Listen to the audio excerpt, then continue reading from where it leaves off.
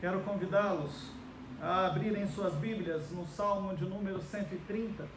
Nós estamos meditando nesse período de quarentena nos Salmos, nos livros dos Salmos, e nas últimas semanas nós nos concentramos nos salmos chamados de salmos de peregrinação. Eram os salmos que os judeus cantavam enquanto eles se dirigiam para Jerusalém, para ir à casa de Deus, buscar a presença de Deus e lá adorar ao Senhor.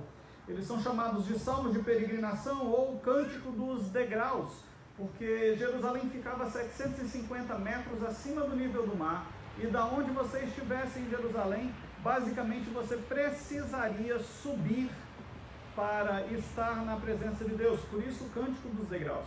Assim diz, então, abra sua Bíblia no Salmo 130 e nós vamos ler a palavra de Deus.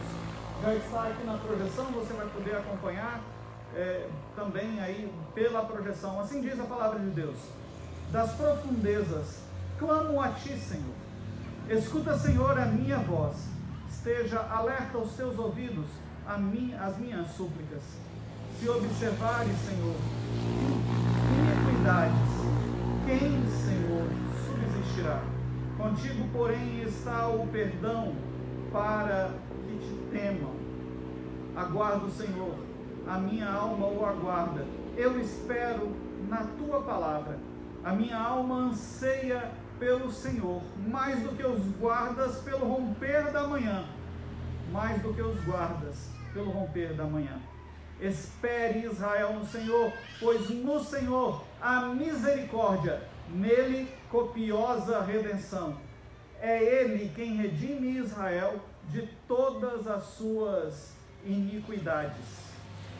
Este salmo é bem conhecido por expressar o anseio do peregrino de chegar à presença de Deus, mas ele também é conhecido por expressar a profundidade de um coração quebrantado diante de Deus quando reconhece a sua condição de pecador.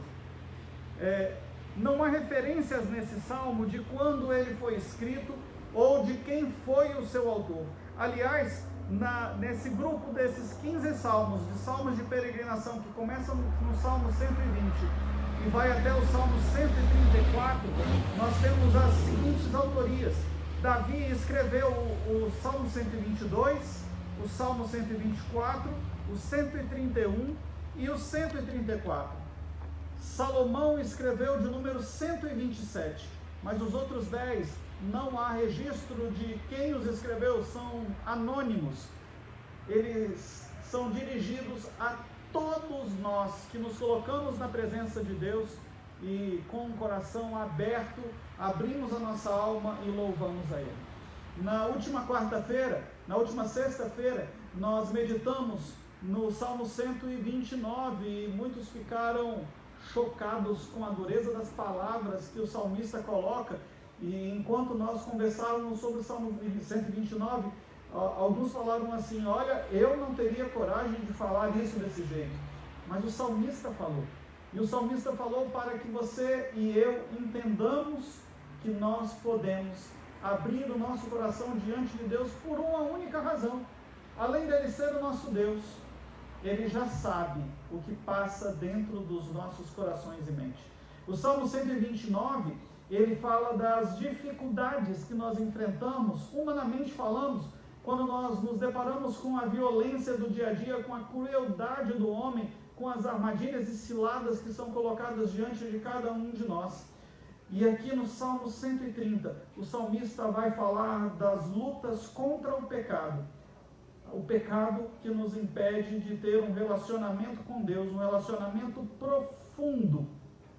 E lá do fundo do poço, entristecido por sua condição de pecado, o salmista aqui no Salmo 130, ele clama a Deus por perdão. O Salmo 130, ele está dividido em 4 blocos, se a gente pode utilizar o termo blocos, mas em 4 partes. E ele começa dizendo nos primeiros 2 versículos 1 e 2, o clamor de Deus, o clamor do salmista a Deus.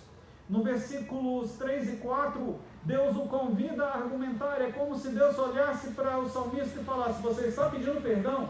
Então vem argumentar comigo, apresente as suas razões. Por que eu devo lhe perdoar? Nos versículos 5 e 6, o salmista espera então uma resposta ao Senhor. Ele já havia clamado, ele já havia apresentado os seus argumentos a Deus, e agora ele espera uma resposta do Senhor. E ele encerra nos versículos 7 e 8 falando: o que eu aprendi para a minha vida pessoal serve para todos os que estão ao meu redor. Então ele encerra o salmo dizendo: ouve, Israel. É como se ele estiver dizendo: eu encontrei o caminho, Israel, sigam pelo mesmo caminho, e você também achará o perdão, a misericórdia, a graça de Deus sobre sua vida. A primeira pergunta que eu quero que a gente considere, que a gente pense sobre isso é: o que levou o salmista a orar desse jeito? O que levou o salmista a considerar essas questões? Olha, o pecado o havia lançado para longe de Deus, e o seu coração agora estava entristecido. O contexto do salmo é de alguém, de um servo de Deus, que se distanciou do Senhor por alguma razão, que por algum motivo que não é registrado no salmo, ele se deixou levar pelo pecado, pecou, e na condição de pecado, agora ele olha para Deus e sente o distanciamento, o seu coração longe do Senhor, e lá do fundo do poço, ele clama ao Senhor. A Nova Tradução na linguagem de hoje diz, ao invés de falar das profundezas clamo a ti, ela fala: em profundo desespero eu clamo a ti. É uma descrição de uma situação crítica de perigo. Ele entendia que sem a proteção de Deus, sem o cuidado, o amor de Deus sobre sua vida, a sua alma, o seu caminhar estava beirando a calamidade, a sua vida estava vivendo angústia profunda, e a sua alma estava em tristeza. É quase que como se ele estivesse falando, usando um termo mais atual: eu estou beirando a depressão, eu não sei o que fazer, eu preciso da intervenção do Senhor, eu preciso da mão do Senhor nos conduzindo, me orientando. O seu coração estava turvo pelo pecado, a sua consciência o acusava. Ele sabia que ele tinha errado, ele tinha falhado para com Deus. Ele tinha então perdido a alegria da presença de Deus, a alegria da salvação. Ele se sentia como alguém que fora lançado no mar, e agora, chegando às profundezas do oceano, não sabia, não tinha mais humanamente como pedir socorro a ninguém. E lá das profundezas, sem possibilidade de nenhum resgate humano, ele clama ao Senhor.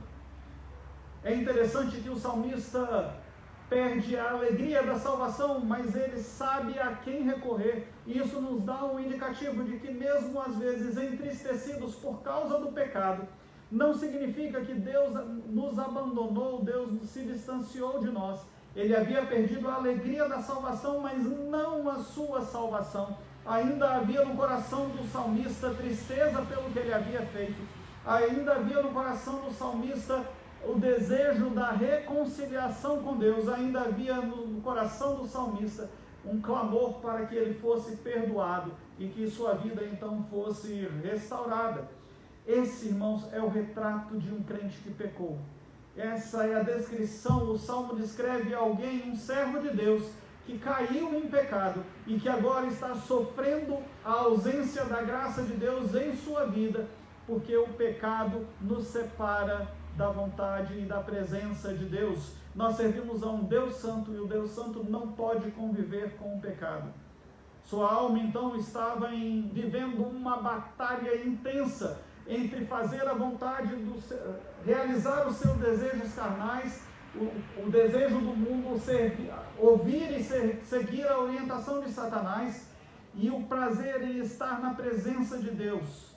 Havia uma luta constante em seu interior, em que um lado puxava e dizia: satisfaça os seus desejos, não importa a quem você deva a satisfação, e o outro lado dizia para ele: você tem consciência de que o que você está fazendo não agrada a Deus, e você precisa mudar a sua condição. Cada um de nós, irmãos, vivemos essa batalha diariamente, entre fazer o que nós queremos, buscar a nossa vontade e realizar aquilo que Deus espera de cada um de nós. O salmista ficou com um coração inquieto, havia incerteza se Deus estava ouvindo, havia uma inquietação pelo desejo da presença de Deus, havia uma perturbação que lhe enchia de tristeza, e lá ele rogava por Deus. A sua alegria fora roubada, ele já não tinha mais tanto prazer em vir à casa do Senhor, ele sabia que ele precisava estar lá, mas a sua condição de pecador, às vezes o diabo faz isso conosco. Você tropeça em algum pecado e o diabo começa a falar ao seu coração dizendo que você não é mais digno, você não é capaz, você não é merecedor. Eu quero lhe dizer, se o diabo tem falado isso ao seu coração, há perdão para aqueles que buscam arrependidos a presença do Senhor. O salmo continua, e de lá desse local onde o salmista estava, lá de dentro da tristeza da sua alma, é quase como se ele tivesse sido lançado dentro de um poço, e lá de dentro ele se lembra do Senhor. É certo que a primeira reação quando nós nos afastamos de Deus, quando nós caímos, quando nós pecamos, a primeira reação é tentar negar aquilo que está acontecendo, mas lá no fundo o Espírito Santo fala ao seu coração e te lembra que aquilo não é correto. E mesmo que você consiga negar para muitos, o Senhor continua sabendo, Ele continua falando ao seu coração, e você continua muitas vezes negando. E aí, para evitar esse confronto, essa luta espiritual que está sendo travada em nossa mente, em nossos corações, a tendência é nos escondermos. A tendência primeira é nos afastarmos de Deus, porque não somos merecedores, porque Satanás está nos acusando, ou até mesmo porque o pecado que nós estamos praticando ainda nos dá prazer, e nós não estamos dispostos a abrir mão desse prazer para ter o prazer da presença de Deus nos dirigindo. Então o salmista clama das profundezas, o salmista clama para que Deus o escute e o resgate e o restaure. Todos nós, irmãos, passamos por situações assim, e nesses momentos nós precisamos aprender a buscar a presença do Senhor, mesmo que você esteja vivendo atolado no pecado, mesmo que você esteja se sentindo como estava o salmista no fundo do poço, sem esperança, sem perspectivas de futuro. Lá, independente de onde você esteja, de lá clame ao Senhor. Em condições assim, nós somos levados a pensar que não há solução, que é o nosso fim, o melhor é nos afastarmos de Deus e nos deixarmos levar pelo pecado, que Deus não vai nos ouvir ou não vai nos perdoar, que é melhor continuar nos afundando cada vez mais distantes, mais longes do Senhor. O salmista usa a expressão súplica, ele clama, e a súplica é um pedido de socorro de alguém que sabe que não merece uma resposta, não possui mais recursos, não é merecedor, e só lhe resta uma coisa a fazer: suplicar e clamar a Deus, na esperança de que Deus o possa ouvir. E olha, observe o Salmo, que o Salmo não diz que ele não pede uma resposta de Deus, ele não pede uma transformação, uma mudança de circunstância de Deus, ele só pede uma coisa, lá do fundo do poço, ele pede: Senhor, ouve a minha oração. Assim como Jonas, lá no ventre daquele grande peixe, imerso no fundo do mar, clama ao Senhor e Deus o ouve. Assim como Daniel, lá em meio aos leões, dentro de uma cova, clamou ao Senhor e Deus o ouviu. Assim como Jeremias, que foi lançado fisicamente dentro de um poço, e lá do fundo do poço Deus o ouviu e mandou os seus servos lá para o retirarem, para o resgatarem daquela condição. Deus pode fazer isso com você. Das profundezas da alma, irmãos, quando muitas vezes não conseguimos expressar aquilo que passa dentro do nosso coração, o salmista recorre ao Senhor, lembrando-se que Deus ouve e muda essa condição. O Salmo 69, versículos 1 e 2 diz: salva-me, ó Deus, porque as águas me sobem até a alma. Estou atolado em profundo lamaçal, que não dá pé. Estou nas profundezas da alma, das águas, e as correntes me submergem. Os versículos 14 e 15 do mesmo salmo diz assim: livra-me do tremendal, para que não me afunde. Seja eu salvo dos que me odeiam e das profundezas das águas. Não me arraste a corrente das águas, nem me trague a voragem, nem se feche sobre mim a boca do poço. Nessa condição, somente a intervenção de Deus em nossas vidas pode nos trazer de volta a alegria da salvação, a cura, a restauração que nós precisamos. E isso, irmãos, acontece quando nós nos dirigimos a Deus e clamamos a Ele com um coração arrependido, dispostos a abandonar a nossa condição de pecado. Nessa condição, o salmista suplica ao Senhor perdão e restauração. Das profundezas ele clama, ele diz assim: das profundezas clamo a ti, Senhor. Senhor, ouve a minha voz. E há um detalhe nesse trecho da palavra, na repetição. Nós conversamos na última sexta-feira de que cada vez que no Velho Testamento você encontra a repetição de algo, misericórdia, misericórdia, graça e graça, ou no caso aqui, Senhor e Senhor, há uma ênfase nesse pedido, ele está enfatizando a quem ele precisa. E se você acompanhar na sua tradução, você vai observar uma diferença na grafia de como essa palavra Senhor está escrita. Na primeira vez, das profundezas clamo a ti, Senhor, todos em letras maiúsculas. O Senhor, quando é grafado assim com letras maiúsculas, ele está querendo dizer Yahvé, o nosso Deus, o Senhor Todo-Poderoso, Criador dos céus e da terra. E quando está só com um S maiúsculo, que ele usa na sequência, a ti clamo, Senhor, com todas as letras maiúsculas. Ouve, Senhor, só com a primeira letra maiúscula. A tradução aí não é mais Yahvé, mas é Adonai, o Senhor soberano. Ele usa as duas expressões para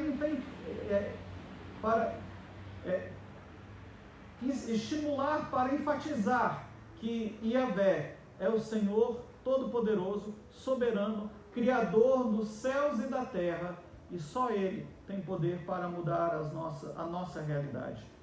O sofrimento atinge a todos nós, a toda a alma humana, e nós precisamos lembrar que nem todo sofrimento é consequência do pecado. Às vezes, e muitas vezes ao longo da história, o povo de Deus sofreu exatamente por ser povo de Deus e se manter fiel ao Senhor. Mas nós também podemos afirmar que é certo que o pecado traz o sofrimento. E é nesse caso que o salmista narra a sua situação. Ele está sofrendo por causa do pecado. Davi vai falar que enquanto ele calou o seu pecado, ele sofreu por perder a alegria de estar na presença de Deus. Seu desejo é ser ouvido por Deus. E nós sabemos que o Senhor se inclina e ouve as nossas orações e atende o nosso clamor. Ele não pede por uma resposta ou por livramento, porque ele sabe que se ele ao menos for ouvido por Deus, ao ouvir, o Senhor virá ao seu socorro. O que Deus espera, irmãos, quando nós pecamos, é um arrependimento.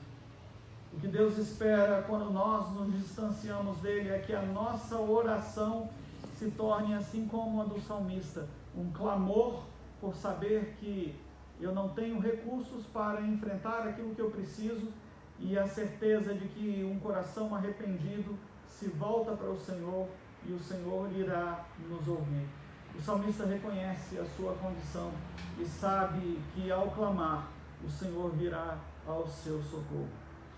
E aí Deus se dirige a ele, ele coloca o clamor dele, e agora nos versículos 3 e 4, é como se Deus estivesse falando assim: você suplicou, você clamou, me mostre agora o porquê que você deve, por que eu devo te perdoar, por que eu devo te restaurar.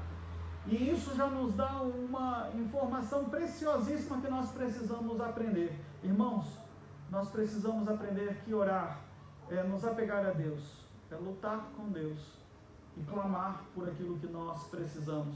Jacó se agarrou com o anjo do Senhor até que fosse atendido e restaurado. Abraão argumentou com Deus para que a sua família fosse salva ali da destruição de Sodoma e Gomorra, e por ter argumentado com o Senhor, Ló, o seu parente, conseguiu, Ló e toda a sua família conseguiram sair dali, exceto a sua esposa, que desejou mais as condições anteriores e assim foi transformada em uma estátua de sal. Abraão, quando está com Deus ali no monte, recebendo a palavra, os 10 mandamentos, Deus olha para ele e fala: o povo já está lá embaixo, vivendo em pecado, fizeram um bezerro de ouro, eu vou lá, vou destruir todos. E Abraão argumenta com Deus, e ao colocar os seus argumentos diante do Senhor, Deus o ouviu, e Deus então muda e não pune como queria punir ali aquele povo. Irmãos, não é só pedir, é colocar diante de Deus as nossas razões. E Deus vai julgar corações e mentes. Deus vai julgar a sua motivação, a sua intenção. E se o seu coração estiver realmente em buscar ao Senhor, Ele vai agir em seu favor. Por que Deus deveria perdoá-lo? Não é para a gente pensar e argumentar com Deus: Deus, você tem que me perdoar porque tem gente que é pior do que eu. Porque esse não é o padrão de Deus. Deus não olha para os seus servos esperando que você seja igual às outras pessoas do mundo.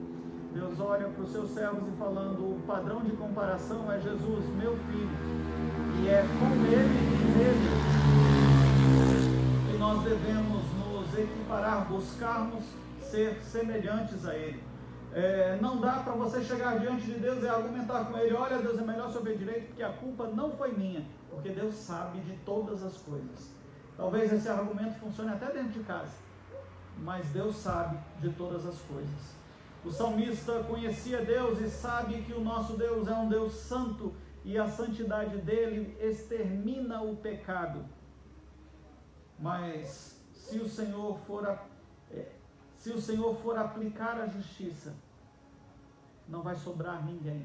E o salmista também sabia disso. Então o salmista argumenta com Deus e fala: olha, se o Senhor for olhar direito, não tem nenhum homem que seja justo, nenhum homem que seja reto, e se há de ser aplicada uma punição em linhas gerais, não vai sobrar ninguém, nenhum sequer, porque todos pecaram. Todos nós, irmãos, somos pecadores, e é o segundo argumento que ele usa com Deus. O salmista não está pedindo para que Deus seja omisso na aplicação da sua justiça, nem que deixe de ser justo e ser santo. O que o salmista olha para Deus e pede e argumenta com ele é: eu sei que o Senhor é santo, eu sei que o Senhor é justo, eu sei que o pecado precisa ser punido, mas o argumento do salmista é: tenha misericórdia de cada um de nós. O argumento do salmista é: olhe com misericórdia sobre a minha vida. E misericórdia significa você não receber aquilo que você merecia. Às vezes nós caminhamos e ouvimos aqui e ali: Deus vai ser justo comigo.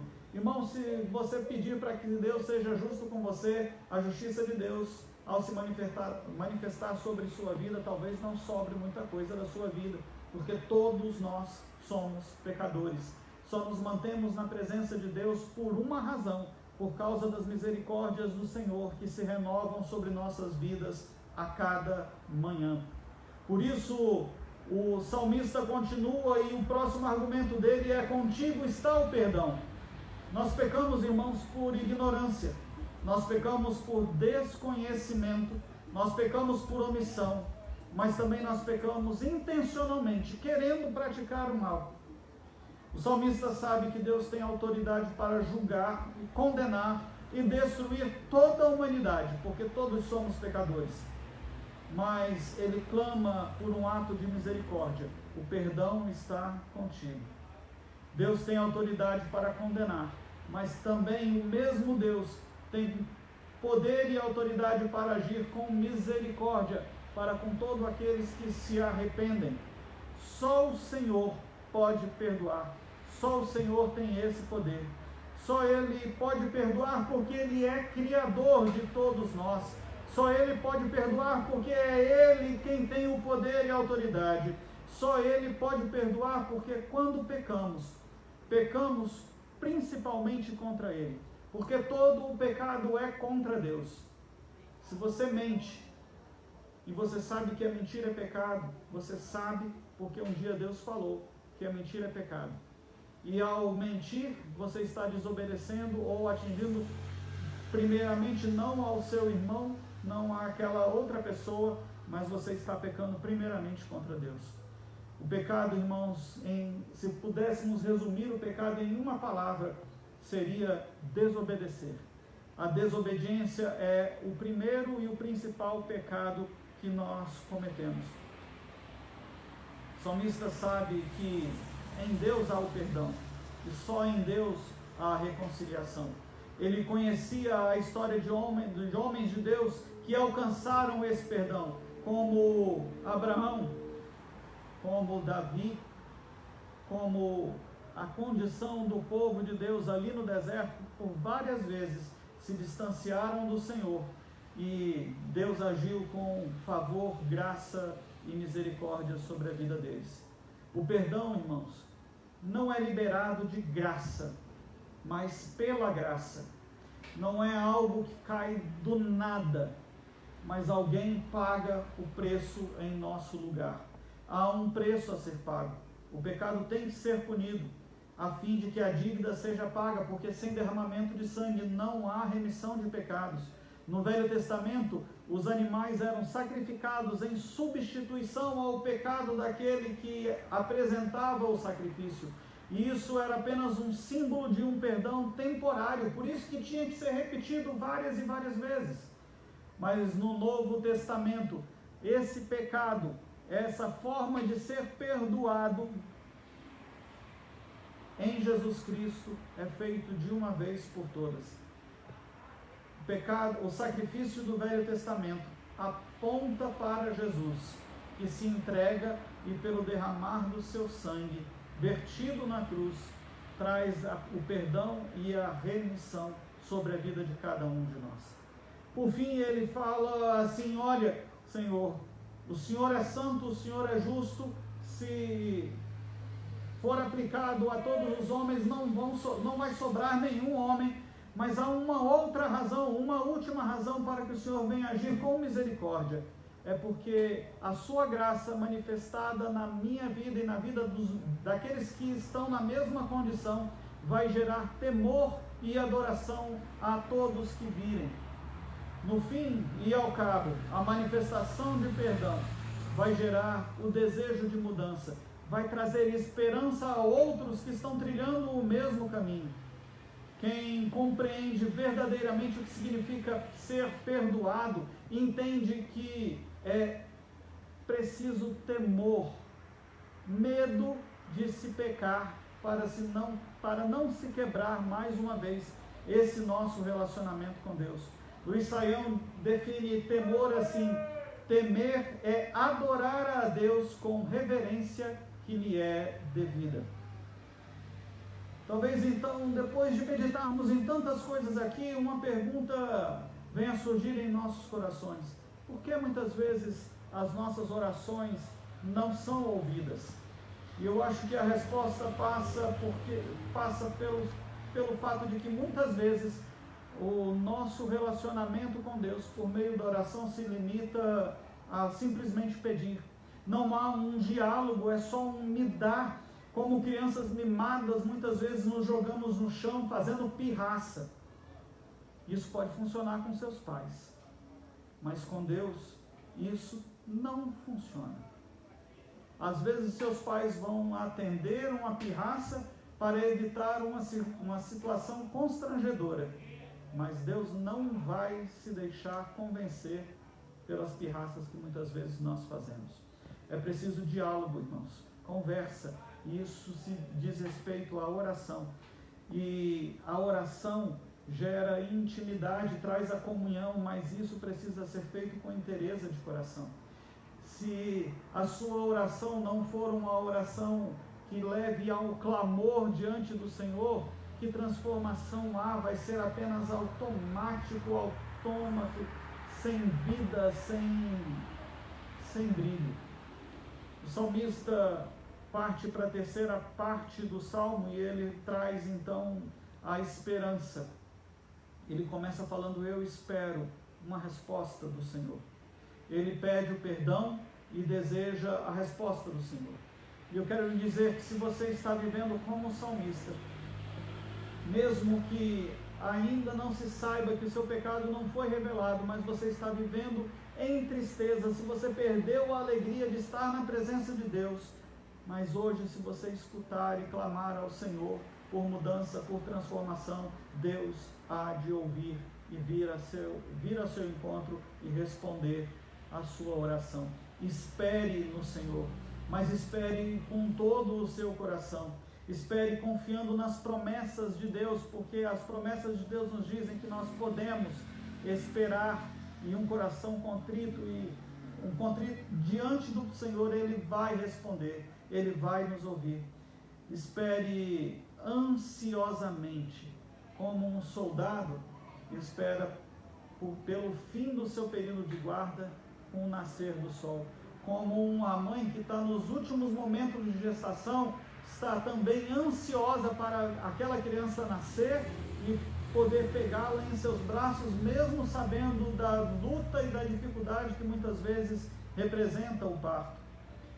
Ele, o Senhor, espera, porque sabe que nós não podemos fazer nada sem Ele. E o salmista, sabendo disso, clama a Deus. Não há sacrifícios, não há promessas, não há votos, não há juramentos ou intercessor humano que possa resolver a sua condição. Não há psicólogo, psicanalista, psicoterapeuta que resolva a sua condição de pecado, porque a condição espiritual só pode ser resolvida por Deus. Às vezes nós pedimos, mas pedimos sem colocar o nosso coração na oração. Não há intensidade, não há clamor, não há fervor, e às vezes nós nem cremos nas orações que fazemos. Nós muitas vezes caminhamos e lidamos com as coisas de Deus no automático, sem vida, sem brilho. Pensamos que relacionamento com Deus é só vir à igreja, é participar de algumas atividades, mas relacionamento com Deus é algo mais profundo, envolve diálogo, conhecimento e fé, intimidade. A esperança, irmãos, não está naquilo que você pode fazer, na nossa força, na nossa capacidade, em nossos recursos, no individualismo ou nem mesmo no vitimismo. A esperança está no Senhor. E quando o salmista descobre isso, ele vai para o final dos Salmos, para os 2 últimos versículos, ele fala: ponha a sua esperança no Senhor, ó Israel. Há então um caminho de restauração para quem desejar. Ponha a sua esperança no Senhor. Espere em Deus, porque em Deus, nele há misericórdia, nele há redenção, nele há amor. É Ele quem redime, quem paga todas as nossas dívidas, quem apaga as nossas iniquidades, quem lança o nosso pecado nas profundezas do mar.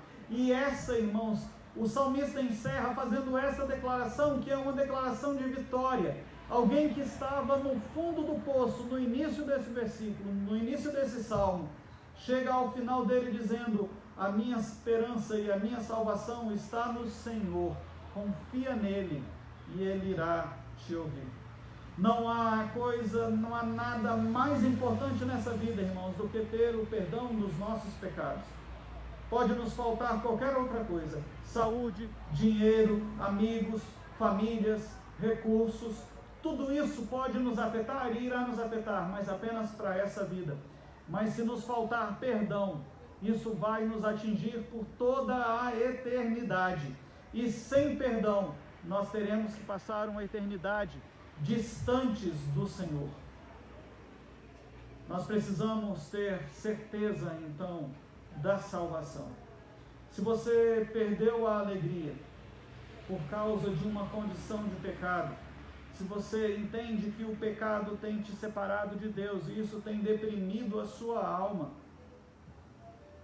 tem te revelado quão fraco você é, se volte para Deus. O arrependimento e o perdão nos leva de volta à comunhão com o Senhor. É lá que nós vamos encontrar a paz, reencontrar o descanso, a alegria e a comunhão perdida. Deus está pronto para ouvir as nossas orações e Ele está pronto a nos perdoar. Lá das profundezas, o salmista clamou. Mesmo envolto numa condição de pecado, o salmista clamou. Mesmo sem expectativas, sem alegria, sem esperança, sem saber o que fazer, ele clamou. Irmãos, quando nós perdemos a alegria da salvação, quando nós não temos mais graça em orar ou em ler a Bíblia, nós precisamos nos voltar ao Senhor e receber dele a graça, que é um favor que nós não merecemos, para então retornarmos à alegria, perdoados, reconquistarmos a alegria de estar na presença de Deus. Clame a Ele, peça a alegria de ser cheio do Espírito Santo, o prazer de poder falar e a certeza de ser ouvido. Eu quero que você guarde uma coisa em seu coração. Eu não sei qual a situação que você está vivendo, mas guarde isso que eu vou lhe falar. O Senhor ainda te ouve. O pecado te distanciou de Deus, mas você não está longe para não ser alcançado pela graça e a misericórdia do Senhor. Mesmo que você ainda se sinta distante, você ainda está ao alcance da mão de Deus. E a graça de Deus pode alcançar você, se você estiver disposto a se arrepender e a buscar a restauração, que só pode vir das mãos do nosso Deus, o Senhor Todo-Poderoso. Ao meditarmos no Salmo 130, nós aprendemos o quão importante é estarmos diante da presença do Deus Todo-Poderoso. Nós aprendemos que em nossa caminhada pode ser que nós venhamos a cair, a pecar. Nós aprendemos que o pecado nos afasta de Deus, mas se você tiver um coração arrependido diante do Senhor, Ele ouve a sua voz e vai te trazer de volta à sua presença.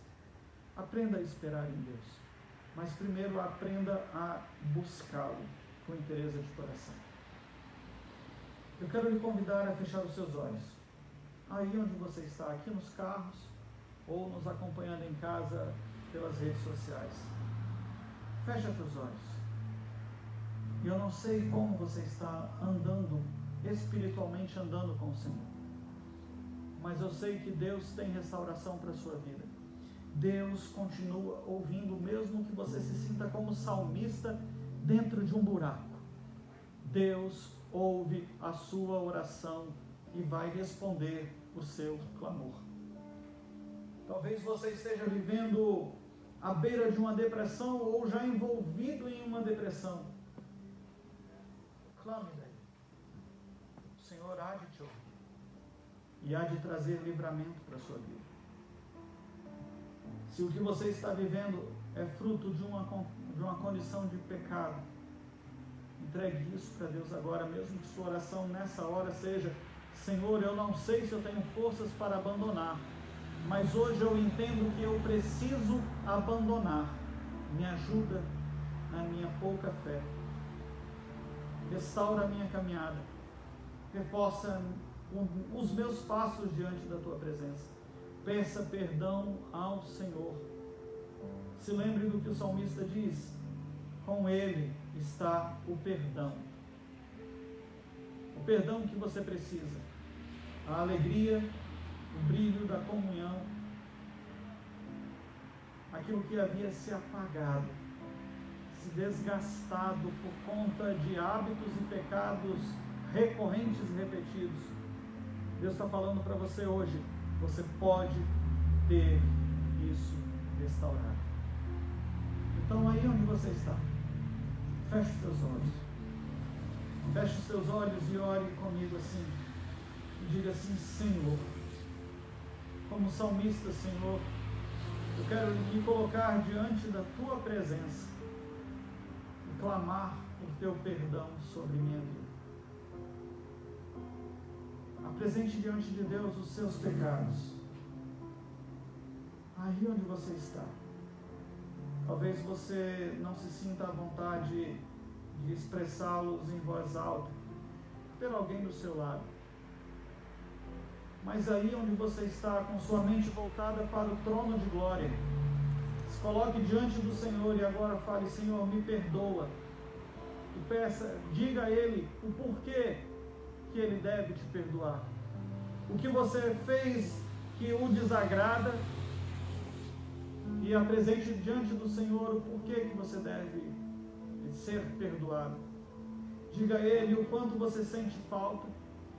Diga ao Senhor, coloque diante do Senhor o seu desejo de voltar a ter essa alegria que foi perdida, a viver como nos tempos que você vivia antes, em que você tinha prazer em estar na presença dEle. E diga: Senhor, muda a minha condição. Senhor, muda a minha sorte. Argumente com o Senhor, clamando pela restauração que você precisa. E assim como o salmista, aguarde a salvação. Então, encerre a sua oração dizendo: Senhor, eu sei que o Senhor me ouve. Então, trabalha na minha vida. Muda, Senhor, a minha condição, para que outros, ao verem aquilo que o Senhor fez em mim, tenham o desejo de buscar o mesmo Deus, tenham o desejo de se aproximar do Senhor Todo-Poderoso e também, arrependidos, alcançarem uma mudança de vida, uma transformação. Pai, fala comigo, muda a minha história, muda a minha realidade, faz em mim nova todas as coisas. Me ajuda a abandonar o pecado, me ajuda a buscar a Tua presença, a ter um coração alegre e grato de viver em Tua presença. E me ajuda, Senhor, a permanecer assim diante de Ti. Em nome de Jesus. Amém, Senhor. Amém. Se você orou assim comigo, se você entende que é hora de voltar, de refazer a sua aliança, se manifeste. Se você está aqui, quer fazer algum sinal, pisca o farol do seu carro. Se você ainda acha que não é a hora de uma manifestação pública para isso, mande uma mensagem para mim, mande uma mensagem no particular, escreva nas redes sociais e diga: eu estou buscando esse recomeço. E como eu tenho dito, em todos os cultos, nós teremos alegria em poder ajudá-lo nessa nova caminhada. Mas não saia desse momento de ouvir a mensagem achando que é só mais uma mensagem. Deus está te dando a oportunidade de um recomeço, de uma reconciliação, de refazer uma aliança outrora desgastada, perdida, que pode ser restaurada por Ele e com Ele. Deus te abençoe.